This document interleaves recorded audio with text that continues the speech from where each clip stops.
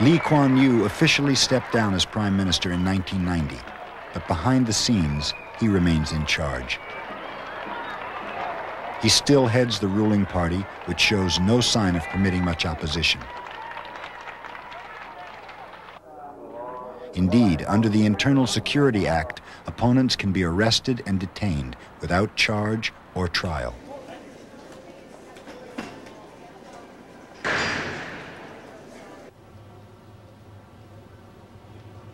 Many Singaporeans seem to be losing patience with government interference.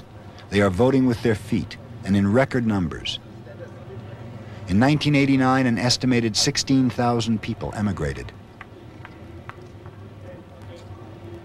Out of Singapore's population of less than 3 million, this is a disturbing figure to Lee Kuan Yew, for most of these emigrants came from the ranks of the skilled young professionals. In our case, the Australians, the New Zealanders, the Canadians have decided to open up and seek our immigrants because they are educated in English, trained, skilled, and useful. And the grass sometimes looks greener on the other side. Of course, a lot of people are leaving Singapore. Singapore has got rather stifling under the rule of a man whom you might think of as a recreation of Big Brother. Similarly, in Korea and Taiwan, people aren't necessarily leaving, but they want more. They want a bigger share of the pie.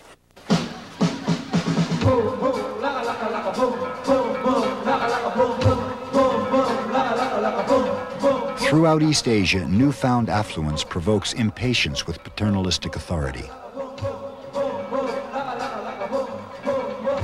Young people aren't interested in the obedient self-sacrifice that drove their parents.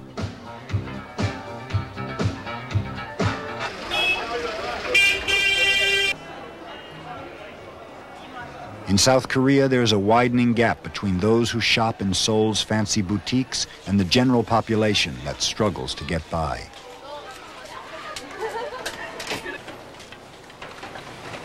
Though cheap labor here won trade wars abroad, Korean workers didn't reap the benefits of the miracle. While they made sacrifices for national goals, they felt business leaders only helped themselves.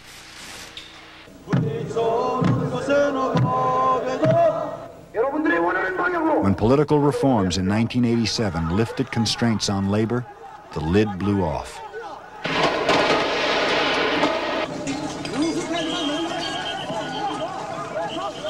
In just 3 years, 7,000 strikes rocked Korean industries, including a 3-month walkout that paralyzed Chairman Yew's Poong-sang Corporation.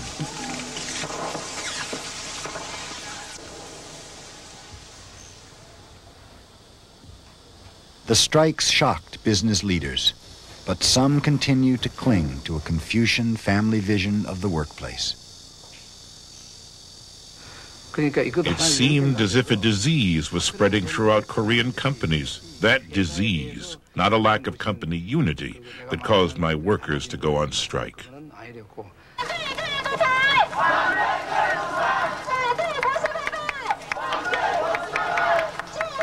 In Taiwan, the lifting of martial law in 1987 created new stirrings for democracy.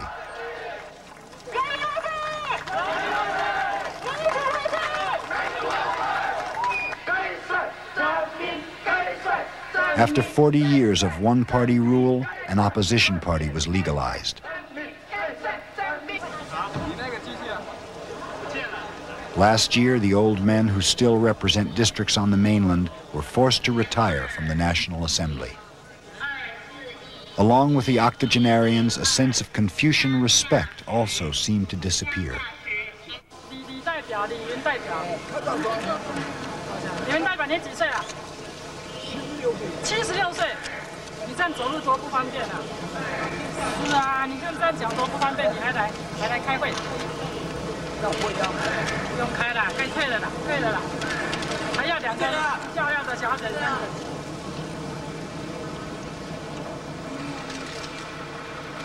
With political reform has come an awareness that Taiwanese have paid a high price for rapid growth that went unregulated by the government.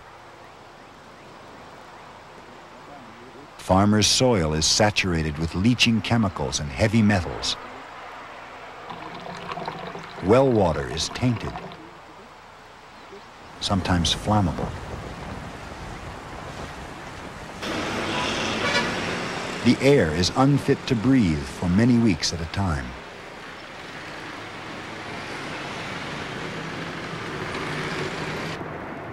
With few occupational safety laws on the books, workers are commonly exposed to toxic materials.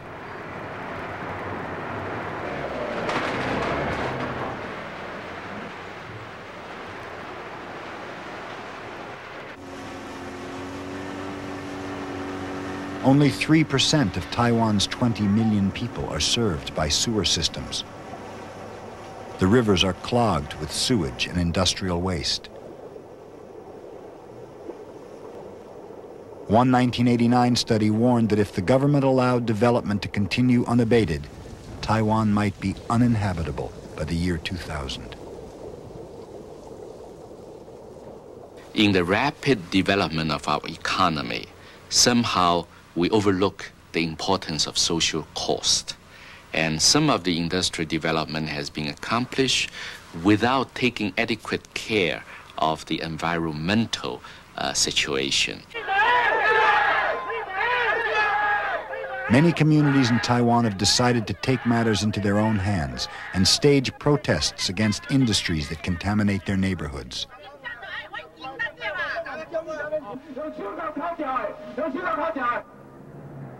That forced our government to learn some lesson. Every time from now on, if they want to set up a factory that will have pollution problem, they have to negotiate with the inhabitants of the community. They have to spend a lot of money and manpower for PR, to consultation with the community leader. That's good for our democracy. Full democracy has yet to arrive in Taiwan, Singapore, or South Korea, but few want to keep the traditional social order. The Confucian ideology thrives on sacrifice. It thrives on people working together for an easily perceived common goal. To that end, they're willing to make concessions, and they're willing to believe in a government that is, if not virtuous, at least very, very efficient. But as government gets less obviously efficient, and as people get more affluent and have more of a voice, they're less of Confucian than they used to be. And this is changing. It's inevitably going to change.